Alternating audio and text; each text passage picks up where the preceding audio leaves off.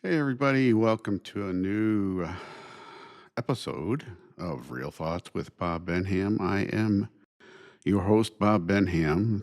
Thanks for checking in. I know it's been a while. It has been a crazy time here in my world, and as usual, I mean, what can you say? Uh, but uh, hasn't slowed me down for uh, things to talk about as usual. This week, though, is one of um, importance to me, as you all know. Being a retired police officer, this is National Police Week. And uh,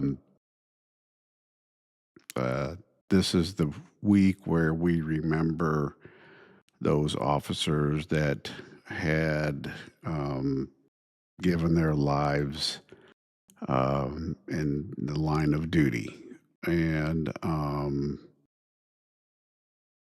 unfortunately for me, I know personally um, quite a few that have died in the line of duty, and um, it the ones that I did know were friends. We were very good friends, and it hurts when you have to think about it again. And the officers that I'm talking about, one was a classmate of mine in the academy, um, and he was killed. Um, oh, maybe 2 years. Uh, well, 3 years out of the academy.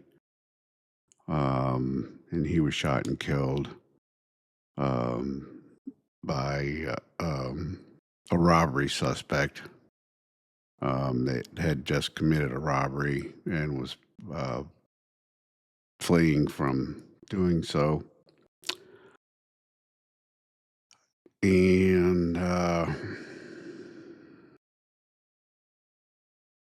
another one was um, my partner for a, a couple years on a paddy wagon um, down in the south end of the city. And we got to be good friends during that time.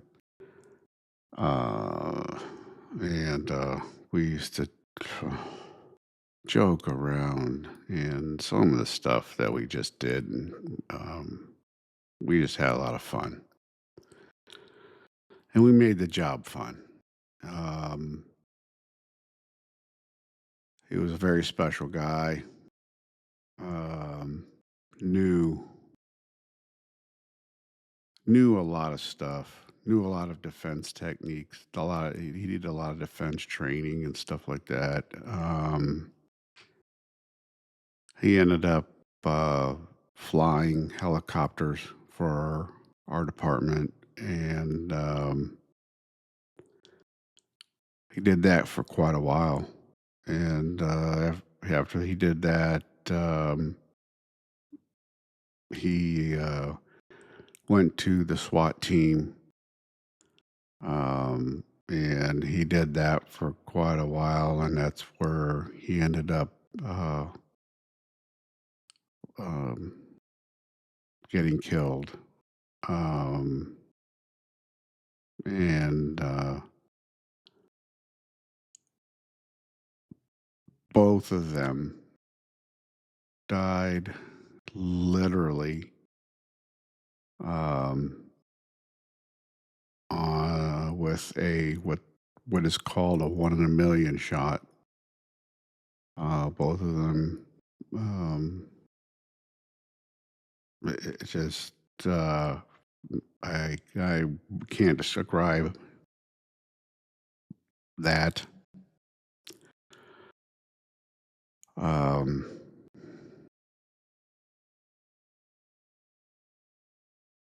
it just brings up too much um, pain to describe that, how they were killed. Um, but anyway,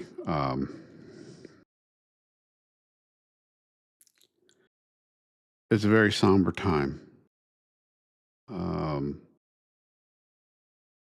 to remember them. Uh, but it's in a lot of ways, it's also a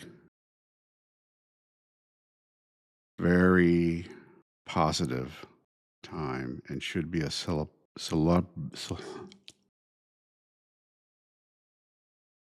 celebratory time because without having them in our lives and without having them do the job they did, we wouldn't have had them in our lives and we wouldn't have had them doing the job they did and excelling at what they did. And they wouldn't have been there doing what they did at the time they did to help with trying to put away bad people and take them off the streets.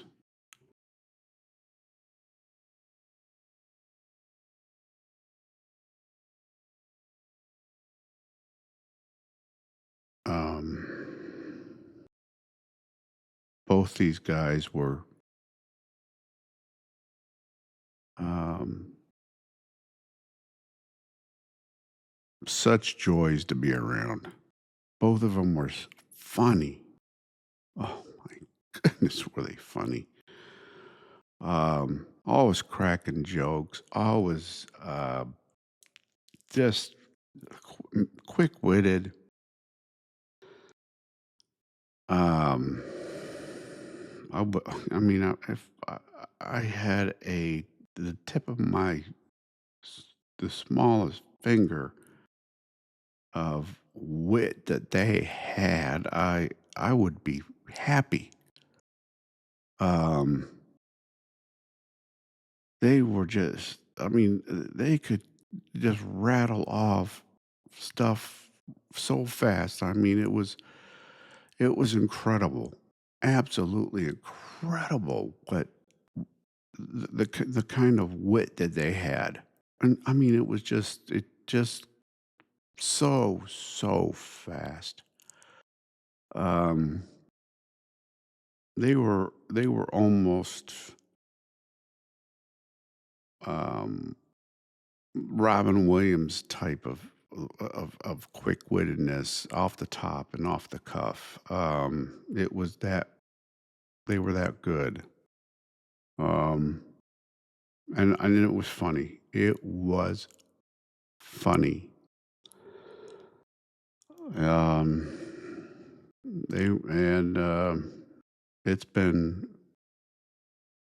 um, it's been a long time. Um, it's this year makes 33 years ago that my classmate was killed. Um, and I remember it vividly as if it just happened. Um, right now, I can hear the radio transmissions uh, uh, going on. I can hear the officer in trouble call um, going out. I can hear the dispatcher doing a roll call of cars to try to find out who was who was um, missing, hurt. Um,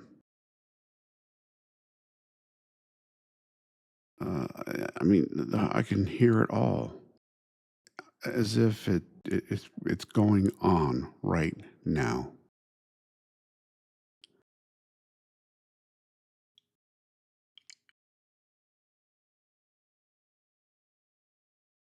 When my partner was killed, I was already retired. Um,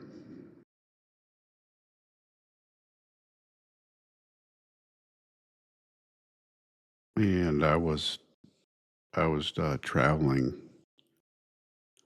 the country with my late wife, and that when the news came about him, um, it came as a huge shock to me. I didn't see that one coming. uh, it was, I mean, it was a hit to the chest like I hadn't had in a long time. Um, like I said, he was a really, really good guy. Um, and I was saying that he went to our helicopter unit, and he took he took a month off of work on leave, and he went to Florida and paid out of his own pocket the cost of lessons to learn how to fly a helicopter. Did this out of his own pocket and went and learned how to fly a helicopter. Came back to the city, and um,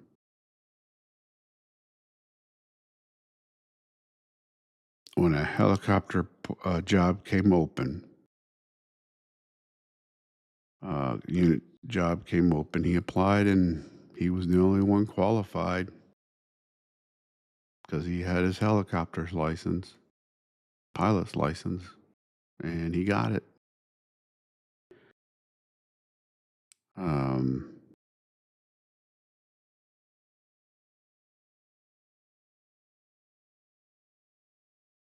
it was it was smart of him to do that. It paid off for him for sure because when he came back, he just had a private helicopter private license, private pilot's license. Um, but by flying for the city, um, I mean, they have to upgrade him to a public license.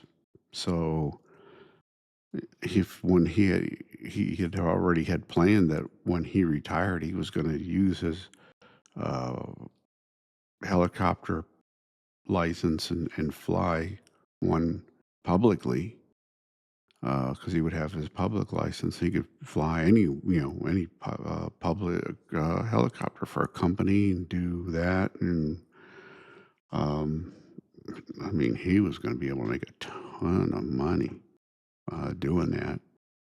Not many helicopter pilots out there. So yeah, whew, he was going to be do, sitting pretty good. Um, but oh man, he never made it that far. Um, so yeah, it was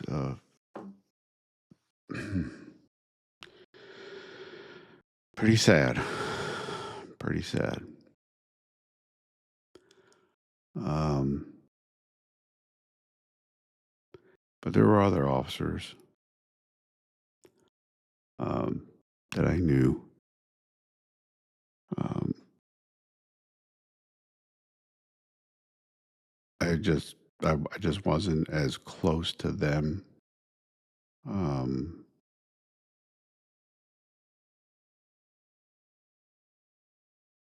and but I knew them. Um, and it still hurt. I mean, you don't ever want someone that you worked with to be killed in the line of duty. Um, the ones I was closest to, were both shot and killed. Um,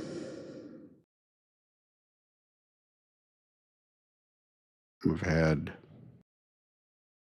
um,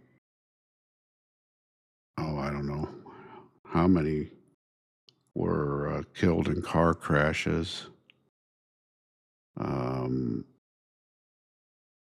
run over by cars because the idiots driving refused to um, acknowledge them directing traffic, um, and hit them. Um, oh,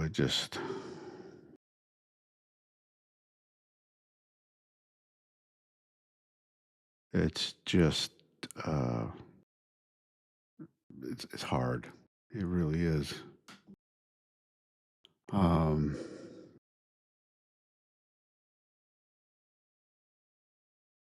but they have all of them left a good impression though on at least for me.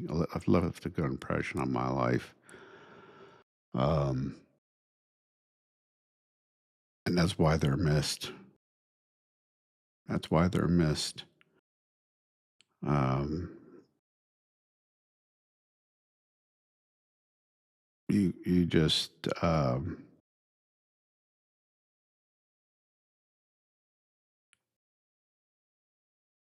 it's not it is so weird because like I said before, while you mourn their death, you think about the lives they led and you celebrate that in your head because you knew them and you realize the impact, the good impact that they had on yourself and then the others that were around. I mean, and you could see it. You could see it. Um, they just the way they just their presence. and stuff of how they came out, and the way they um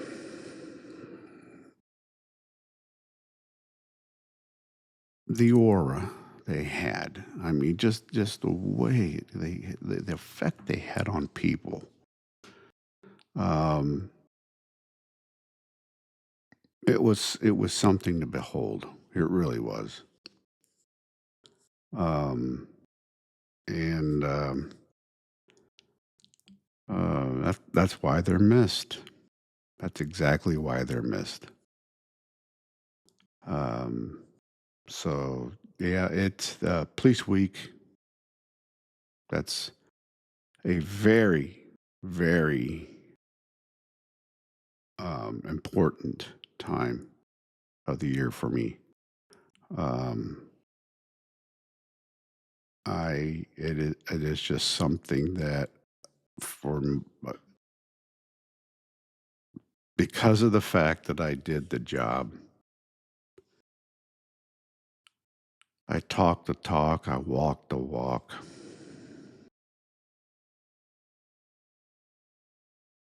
Um, Heck, came damn close, really, really close um, to being not around when I was involved in my shootout. Um, you really it puts everything in perspective. It in a hurry. Um, because I had my shootout, and less than a year later, I had my stroke, and then about 10 months after that, I was retired because I tried to do the recovery, and it didn't. I couldn't make it work. I couldn't come back. Um,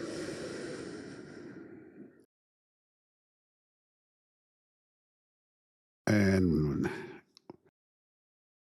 that was hard. I mean, I had 13 and a half years. Um,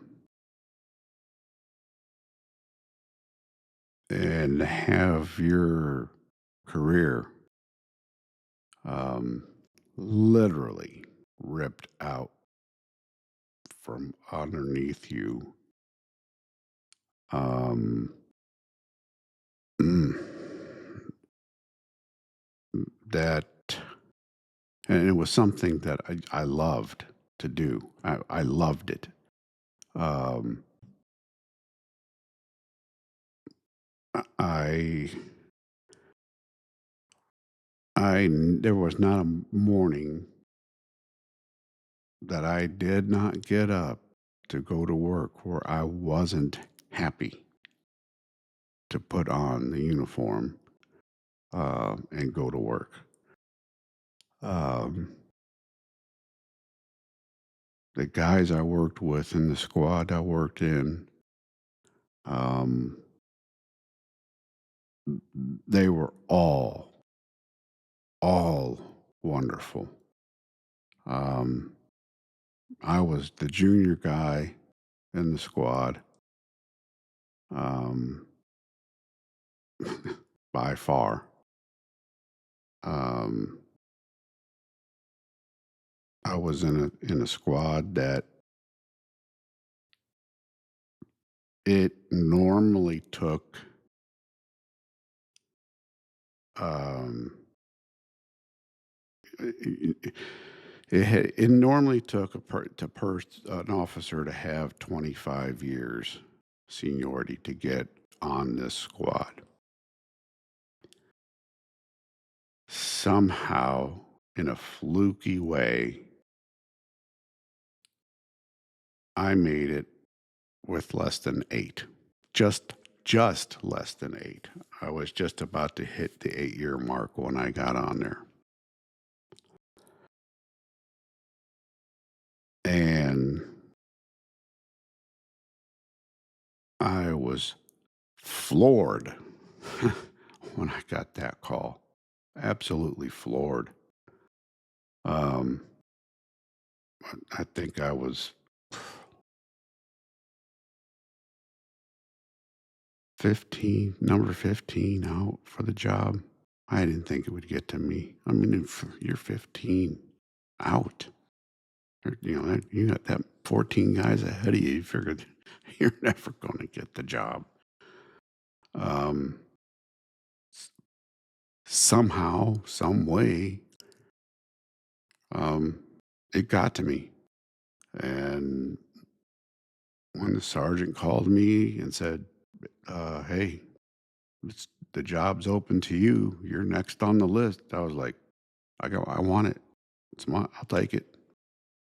And he was like, "Well, don't you want to know what it's about?" I said, "I already know what it's about. I'll take it." And he said, started to tell me more, and I said, "It don't matter. I want it. I'll take it. It's mine. I want to do it." He's like, "Well, okay." And it it was it was the best job. It was more than I had expected, and it was the best job I had ever had on the police department. Um, Especially for being in uniform. Oh my goodness. Um, I couldn't have asked for a better job. Just couldn't. Um, so it was incredible, and I had a lot of fun. The guys I worked with, like I said before, where they were, oh my gosh, just wonderful. Um, the two guys that welcomed me to the unit and helped me get settled into the unit, um, they both had their time in and could have retired when they came and got me and said, "Hey, we're going to get you your cruiser and get you set up with your equipment." And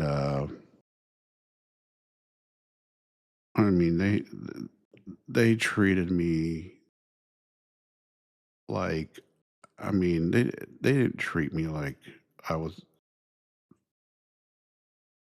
some young kid that had no idea what they were doing or anything. They treated me like I was just one of the guys already.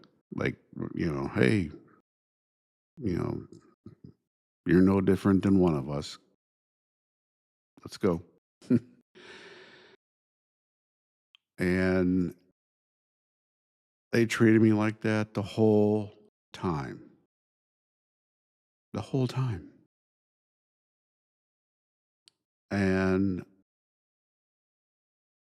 it was so incredible because normally when you went to a new unit or a new squad, if you were the junior guy, I mean, you always got made fun of and joked about or whatever. "Oh, it's the new guy, da da da." And especially if you were a real young guy compared to the rest of the squad. I mean, the guys that I went to, that were in my squad, they were. They were 25-year veterans. And I was just here, that this young 7-year, almost 8-year veteran. They had a lot of time on me, a lot of time on me, and they could have ripped into me on a daily basis and just had their fun with me like crazy, and they didn't. They didn't. And they were wonderful guys to work with. I mean, just wonderful. And it's something that was just special. That's what made that unit so special. And I'll never forget that. Never forget them for it. Um, um, because unfortunately, both of them are not here now. They both passed away, and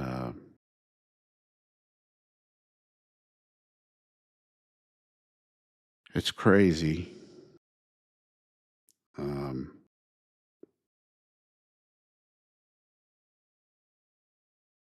because even the one, it's, while we celebrate the line of duty deaths and stuff too, on this Memorial Week, there's also,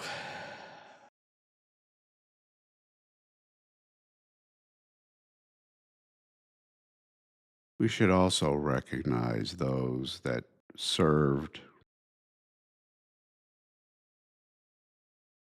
made it to their retirement, and end up, and then had their few years of retirement or whatever, and then passed away because they did their time. They saw hell also. They saw so much stuff. I There are so many things. I mean, just in my short career, there's so much I saw and did, and um, the memories that I carry, that the general public has no idea of, none.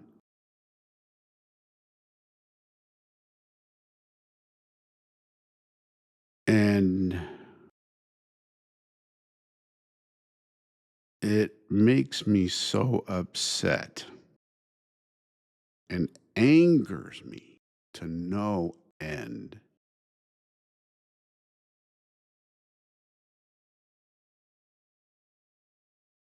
Police officers have to just constantly,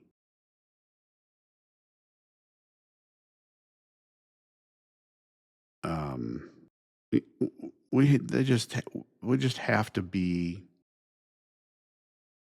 respectful. All this garbage all the time,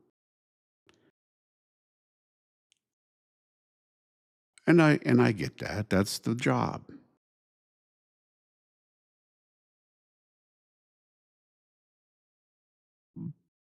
However,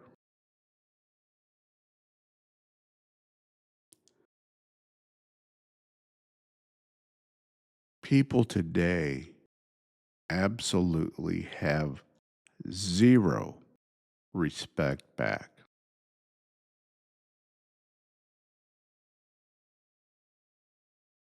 Now, I'm not saying it's everybody. I'm not saying it's everybody, but there are a lot.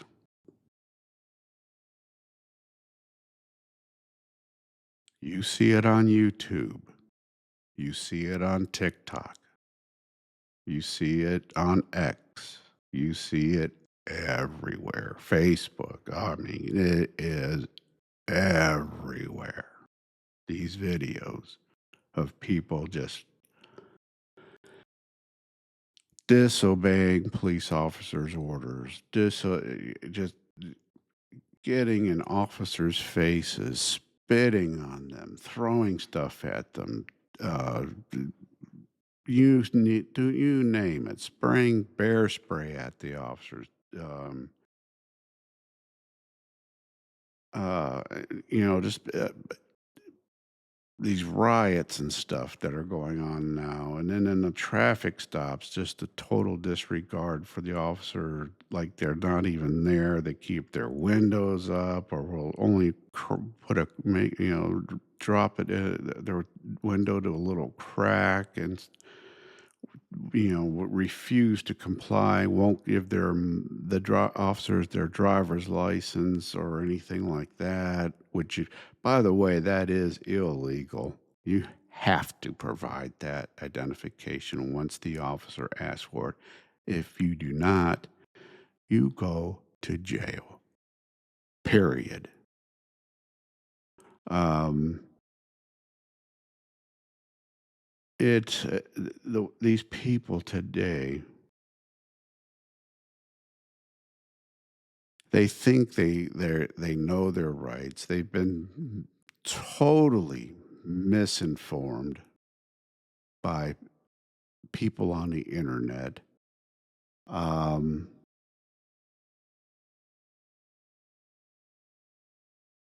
they have been just uh,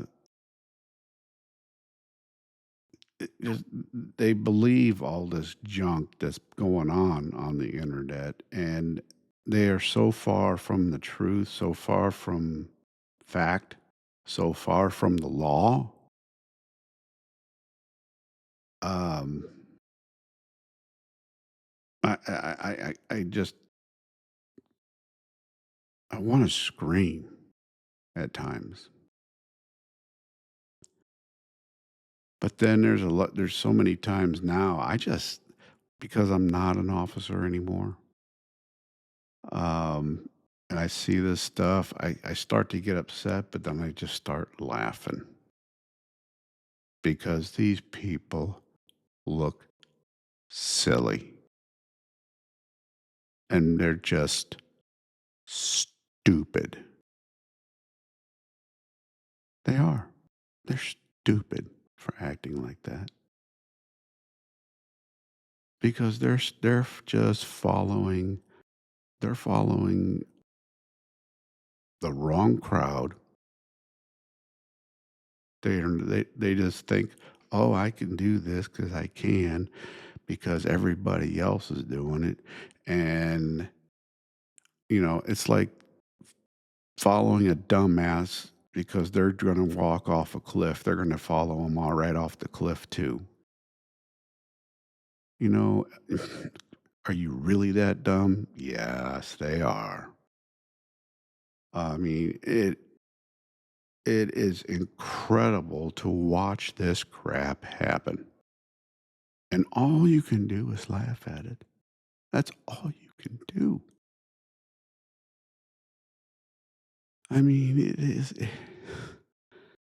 is freaking funny because I already know what's going to happen. I know the next move. I see it I know it's coming because I've had to do it quite a few times in my career, even way back when. And the real funny part is back then it didn't take all this begging before we did it.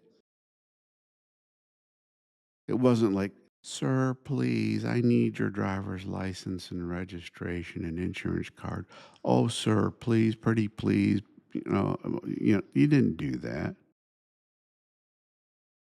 Mm-mm. No. Back in the day, it was when you walked up. Sir, need your driver's license, registration, insurance card. And they started doing that garbage. It became, you asked again, and then you said, so third time is, sir, I already asked you twice. I'm not asking, I'm asking you a third time, and if you fail to comply with my request, we are breaking the window and you are going to jail. And if they did not hand it to you, it was no, okay, we're breaking your window. It was just done, period. You didn't tell them what you were going to do. You just did it. And you yanked their ass out and off they went. And did you end up having to fight them? Oh, yeah. Hmm. And like I said before, when you have to put your hands on somebody to effect an arrest, it is never, never going to look good. Because as the police and having to put your hands on somebody to make the arrest, it is always going to look bad, especially to any outside observer. It's not going to look good. Oh, look at the police officer. They're twisting their wrist to put a handcuff on. Or oh, look at the way they're grabbing their arm. Look at the. It's never going to look good. Never. It just isn't.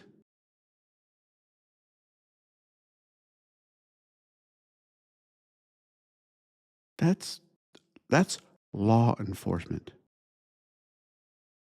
That's that's that's just how it is in law enforcement.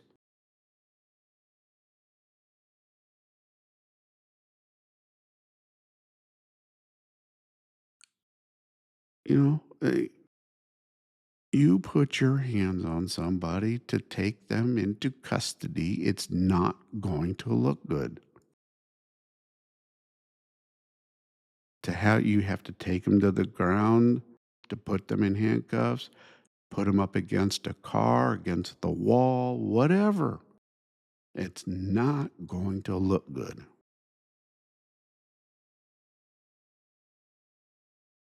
If they do not comply with what you are telling them to do, it's not going to look good.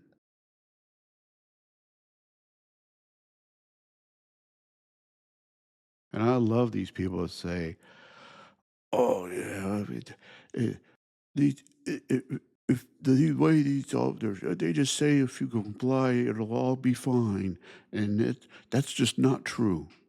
Yeah, it is true. 100%. If you just follow the officer's orders, if you do what the officer tells you to do, there will be no problem. None. Zero.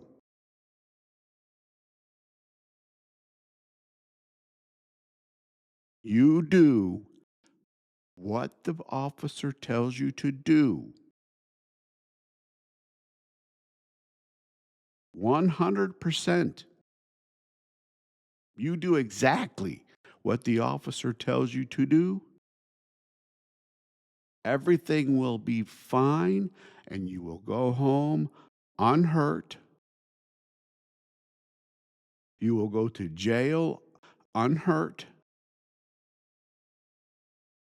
and you will be able to go to the judge and tell him what happened and then hope for whatever happens with the judge because it's not between you and the police officer, it's between you and the state. It's between you and the judge at this point. The judge is the one that makes the final determination. It's not you and the police officer. The police officer is just making the charge against you on behalf of the state.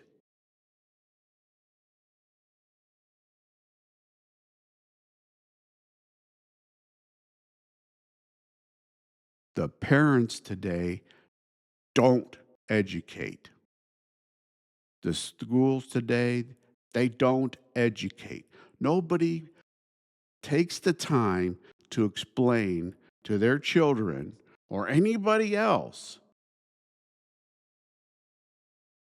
what the police do. All they say is, "Oh, the police are bad. They take you to jail. The police are bad. They beat you. The police are bad. They shoot and kill you. Oh, the police are bad. They kill black people. The police are bad. They kill Hispanics."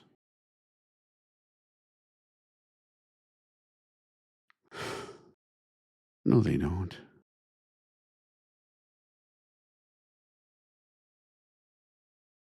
They're not out to kill anybody.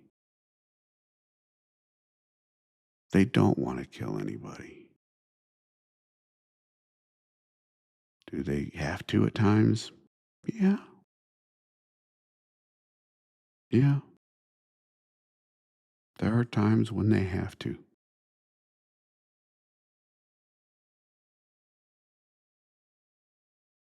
It happens. Joe Blow decides to pull a gun out, fire at you. Sorry, Joe Blow's probably not going to survive. He made a bad decision, and he's probably going to end up 6 feet below the ground.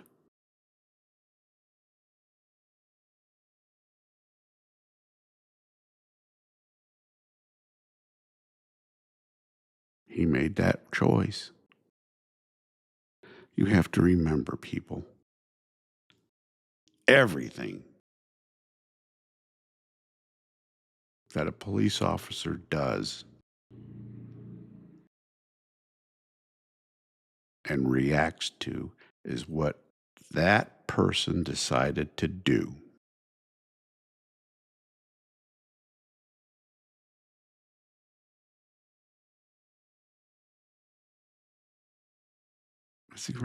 That's exactly right. That police officer, if he gave an order and that person doesn't do it, doesn't comply, doesn't obey the officer, what is the police officer supposed to do? Just walk away? No, he can't. He's not allowed to. By law, is not allowed to.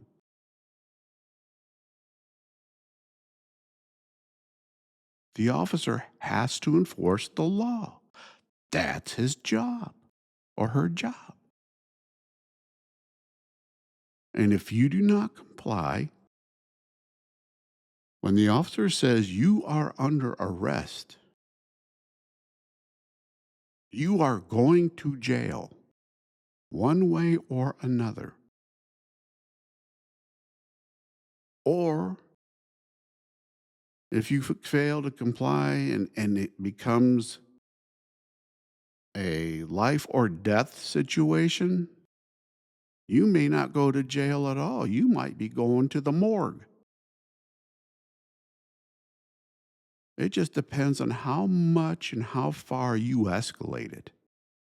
It's you that determines what's going to happen. It's not the police officer.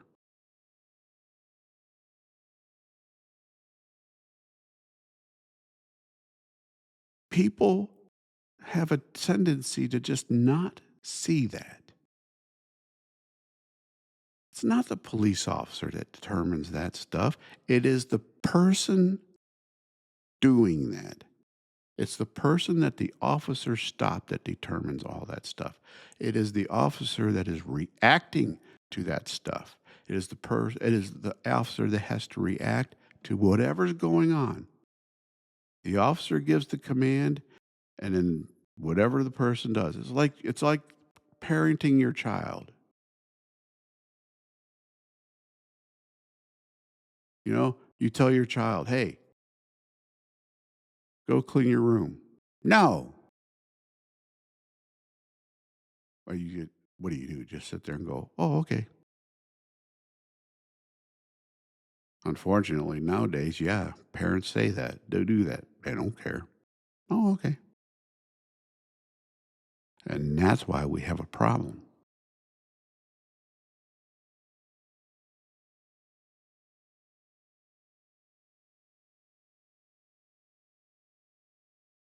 And they don't tell their kids to just, a police officer is there to help you. A police officer is there to make sure everything goes smooth and that everything goes well in the country and in their community and things like that. There's it's it's just mind-boggling how stupid people are nowadays.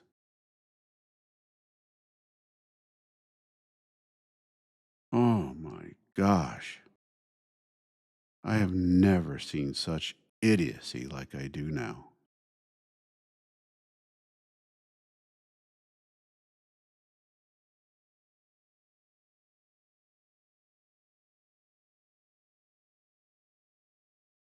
I'm just going to say this.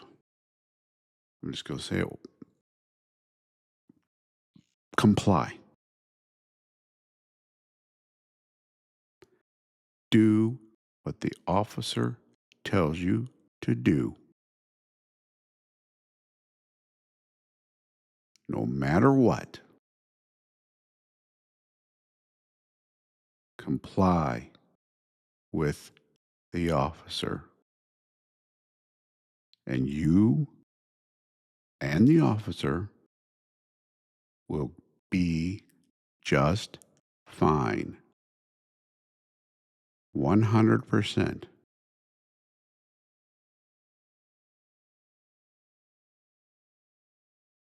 I guarantee it.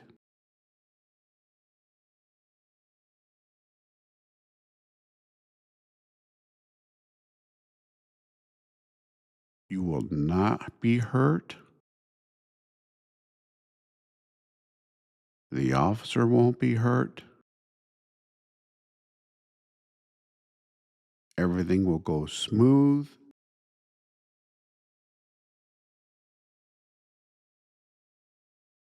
It's amazing how easy it will be.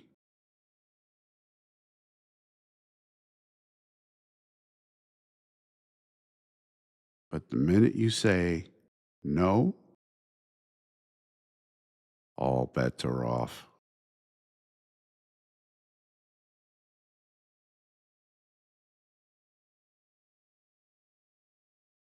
And it's on you. It's on you. It's not on the officer. It's on you. 100%.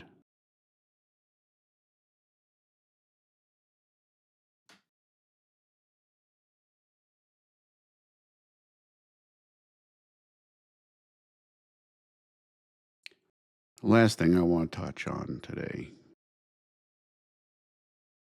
and it's another very personal uh, subject.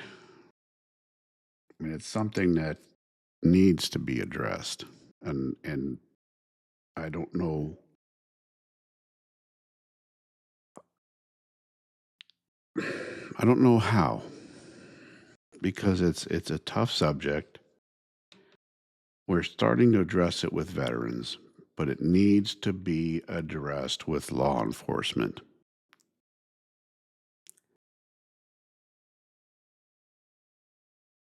Every year we lose quite a few officers to line of duty deaths.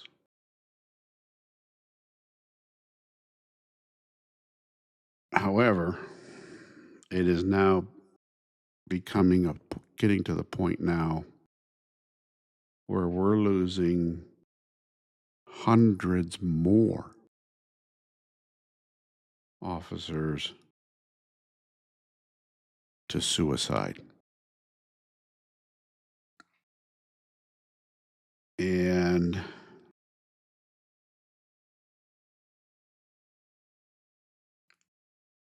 it is very difficult to explain why, because there are thousands upon thousands of variables that can go into it.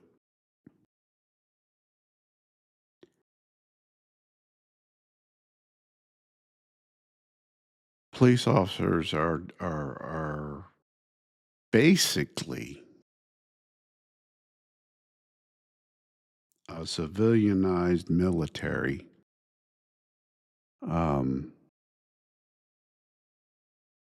because what they do is they stand ground here at home, making sure that no violence comes to harm those here in our neighborhoods, in our communities. They're here to keep the peace. And they try to keep the peace among each other here in the neighborhoods and the communities.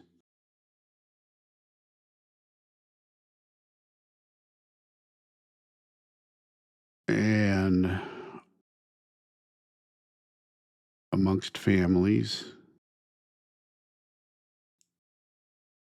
And police officers see some stuff that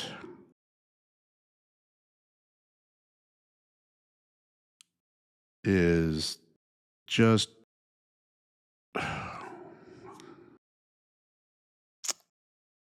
I can't even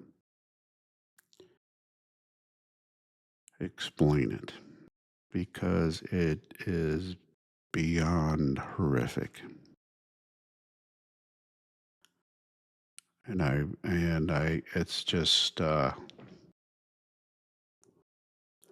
don't want to even try to explain it because I don't want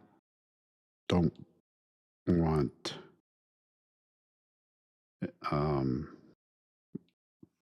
it, it's just not worth trying to explain it. But it's just hard. It's very hard. Um,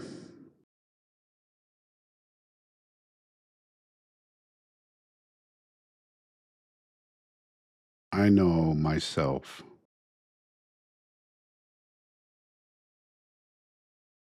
My late wife, she was a police officer, and she did her 25 years. She was 15 years older than I was. Um, I pursued her.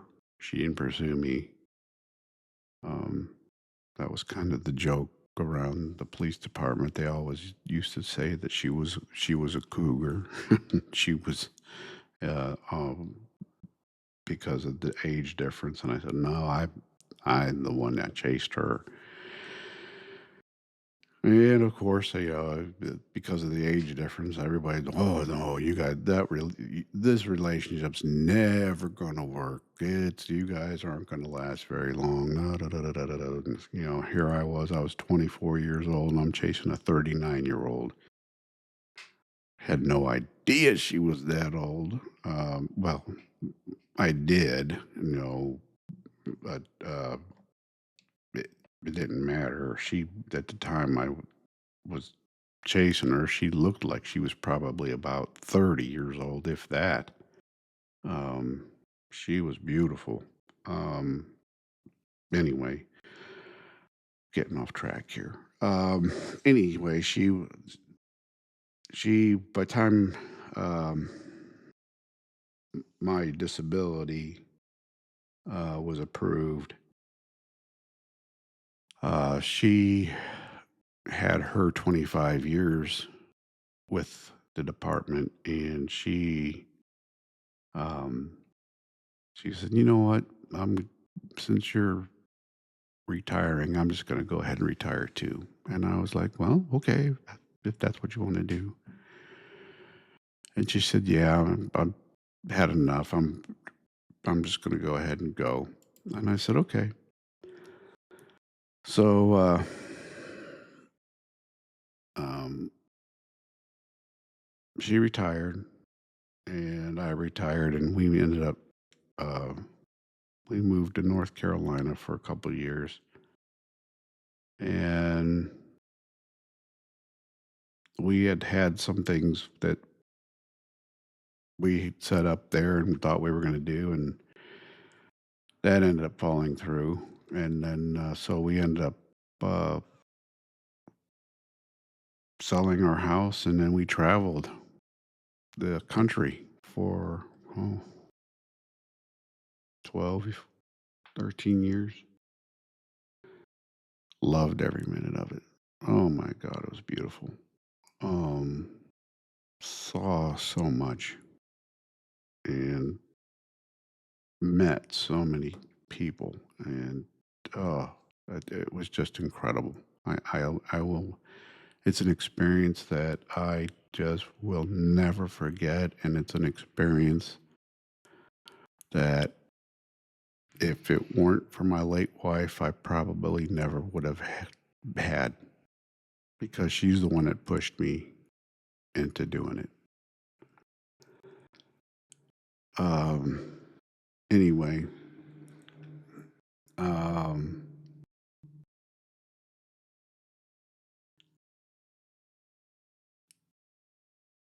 she was one that would refuse help. I knew she had issues. She had a lot of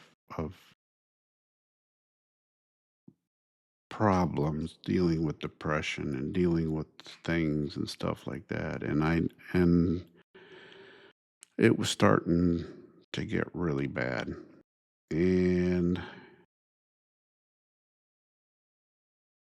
I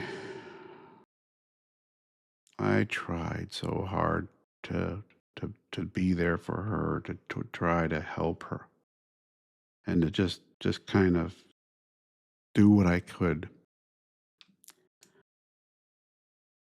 But the biggest thing I wanted her to do was to go get help. And it just it fell on deaf ears. It just fell on deaf ears. Um, and finally one night she just got so out of control, so angry, and usually it was hard to get me angry, because I knew if she would try to get me angry to make it to the point where it would justify what she was going to do, whatever it was. So I knew if I got angry, it would just kind of push her to the point where she could justify things. So I would not express that. I had to keep my cool and keep everything uh, flatlined. Well, this this one particular evening, we had gone out to dinner with friends, had a lot of fun and stuff like that, and um, she got into my face and just went off and everything, and I it was like 11 o'clock at night. I was tired, Um, and I wanted to go to bed, and I ended up I snapped. And I told her, I said, "You know what?" I said, "I'm so tired of all this stuff. I hate you right now." I said, "Just call your support, do whatever you got to do, but I'm going to bed." I said, "I'm just leave me alone. Just go do whatever you got to do. I'm going to bed." So I went to bed and fell asleep. And the next morning, I got woken up by the dogs. They were whining and wolfing at the end of the bed, and which was strange for me because normally, but the dogs don't wake me up to go to the bathroom. They all wake up my wife. Well, I look over and I noticed my wife wasn't there. She never came to bed. I thought, oh boy. And I got up and uh, went and looked for her and couldn't find her, and she wasn't in the house. I thought, okay, well, maybe she's out in the vehicle, one of the vehicles, because she to call somebody. So uh, I looked for her, took the dogs out. She wasn't in any vehicles. I'd let the dogs go to the bathroom, and I looked back, and I saw the shed unlocked. And I thought, I locked that last night. What's going on? And then I just got this sinking feeling. And I walked back up, let the dogs back in, and I walked to the shed and I found her. And she was gone. And at that point,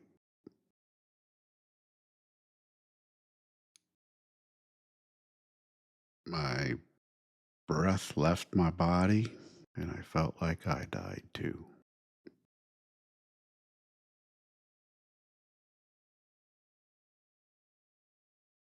And the only thing I can think and came out of my mouth was, "My God, Brenda, why?"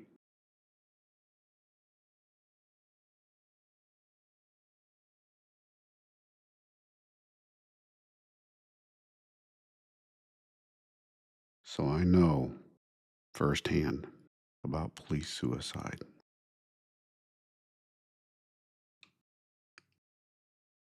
because it's not only affecting those who are active, it affects a lot of retirees too.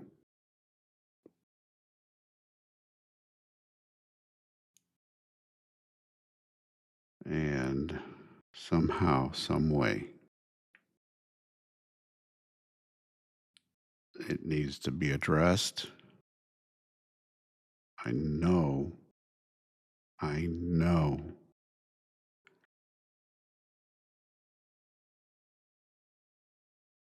it's going to take that person to do it on their own. They need to go seek the help themselves.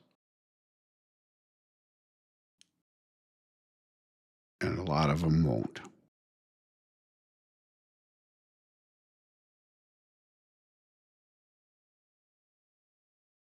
But still, we need to figure out a way.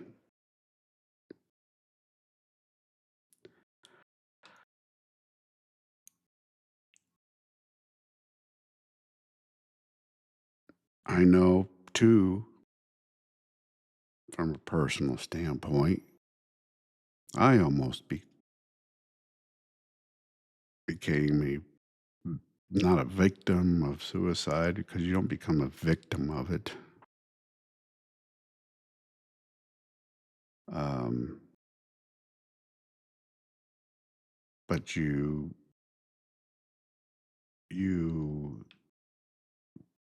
I don't know, bow to the demons of it, I guess. But I came close after I lost her because I was with my late wife for 27 and a half years. And at that time, she and I had been together for over half my life. And that's why I said when I found her, I died too. I literally did because everything, everything about my life and everything about who I was died. I had to learn and relearn everything about me all over again. I had to just everything. There was so much I had to. I just had to relearn everything that she handled about our lives together and took care of. I had to learn that. I mean, just it was just a total, a total. I mean, I don't even know what to call it. And the w- the worst part of the day, the absolute worst part of the day, was in the evening to nighttime. The loneliness was unbearable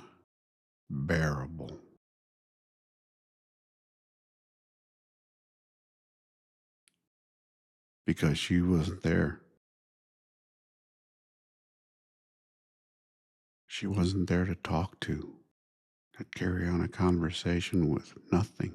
There, all. I mean, you're just there. You have nobody to talk to, nobody to hang out with, like when your wife was there before. There's just nobody.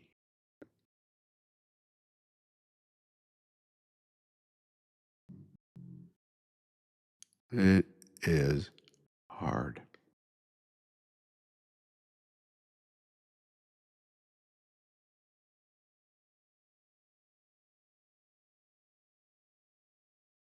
So I can speak in first person on a lot of stuff on this. I mean, it's I my life has been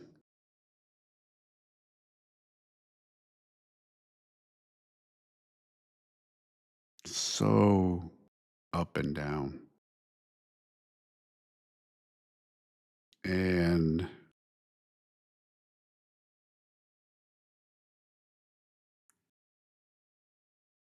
I can speak to a lot of things, and there's been so much that I've been through, and major stuff, and there's a lot of times I sit and think, how did I survive it all? How did I come through it all? And why am I still here? Why am I still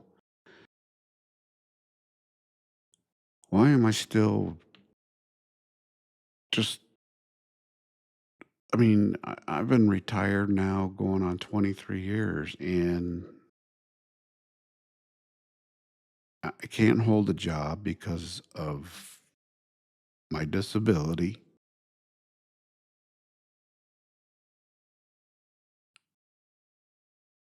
And so, why am I here?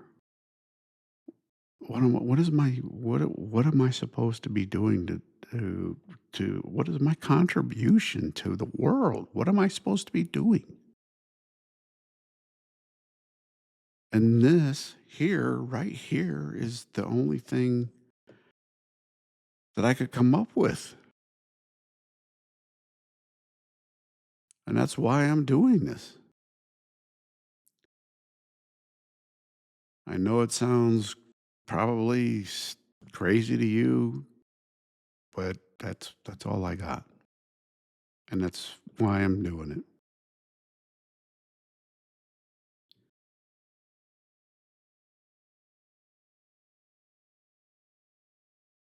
With that, until our next episode, I don't know why I said our. I'm the only one that does it. Anyway, until my next episode, please be careful out there. Please be safe. There's just a lot going on, especially if you live in the cities. Oh my gosh, it's nuts. Um, take care. Take care of yourself. Take care of each other. Watch out for one another. Please be aware of your surroundings. Keep your nose out of your phone. Whatever that is going on just put your phone down while you're out walking. Deal with it when you get home because it's not worth it, okay? Um,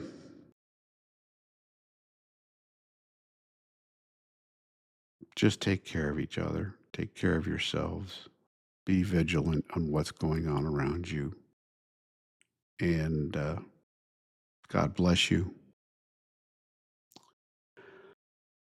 God bless the United States of America because this is the last place you can turn to in the world where we can enjoy the life and the lifestyle that we have. This is it. There is nowhere to run to. And if we lose this, and we are losing this, it's happening. And if we don't stop it, and stop it now, it will be very ugly.